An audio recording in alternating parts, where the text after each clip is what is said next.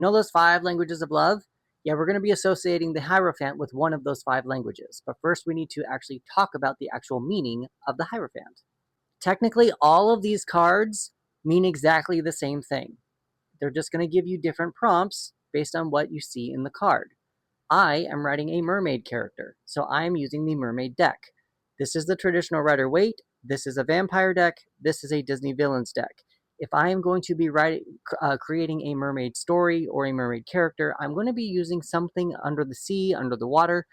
But this Hierophant here is probably not going to give me very many of the prompts that I need to feel like I'm actually underneath the water or actually feel like I'm actually in the story before I write the first word. So I highly recommend that when you are a writer starting to write with tarot, find a tarot deck that matches the world that you are trying to create to get the right prompts. I'm Chris, and I am a tarot reader who helps writers write 5-dimensional worlds and helps them overcome writer's block with all of my tarot cards. Within the tarot, there is a major arcana and a minor arcana. The major arcana are the bigger lessons of life. Where am I going to school? Who am I getting married to? What job should I choose?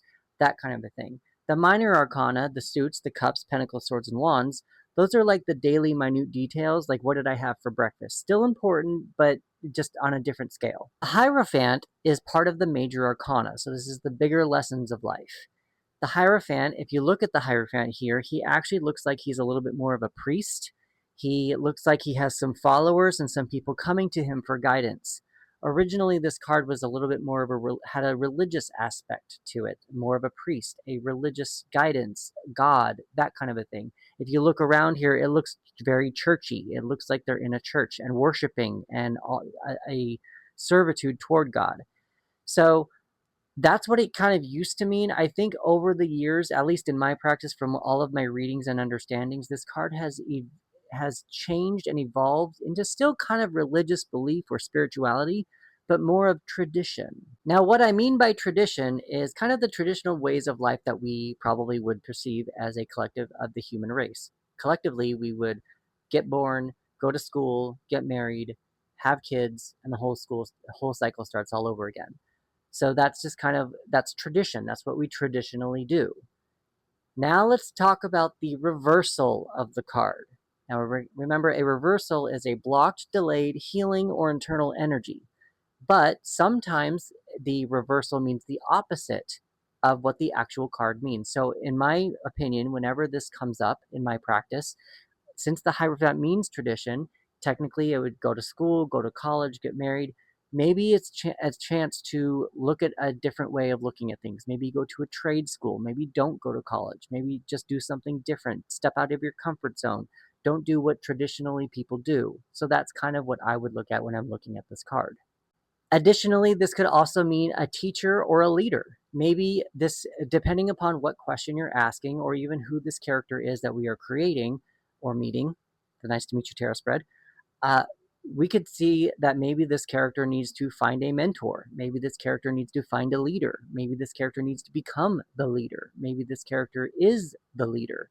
That kind of a thing. And this could also mean a weak leader or even a destructive leader because this card is reversed. It's blocked. It's not as stable. Something else we can associate with our tarot cards is astrology. Now, I'm not an astrologer, and in my tarot readings, I like to give astrology insights to let it be kind of a takeaway for when writers want to go off into the real world so they can have something else to keep the mind thinking about the actual tarot reading that we discussed and that we performed, that we did together.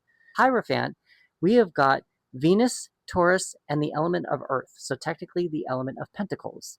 So in a reading, what I would do is I would give that information to a writer or the querent and say, okay, now this is the information I have. I don't know much about Venus or Taurus, but what I would do is now go and tell them, go take a look at what Venus and Taurus means to them and see how those aspects associate back to the character that we've created. That's the meaning of the Hierophant. And in the next video, we're going to be going over and combining everything that we've learned so far about the Hierophant and associating it with how this character gives love. And we're also going to make sure that the Hierophant can actually tell us what language of love this character gives. And it's going to be a little bit of a twist that will make this the easiest card that you've ever read before, or one of the easiest cards that you will ever read in tarot with creating a character. If you're enjoying reading cards in this way, please remember to interact with this video so I remain in your feed, and I will see you in the next one.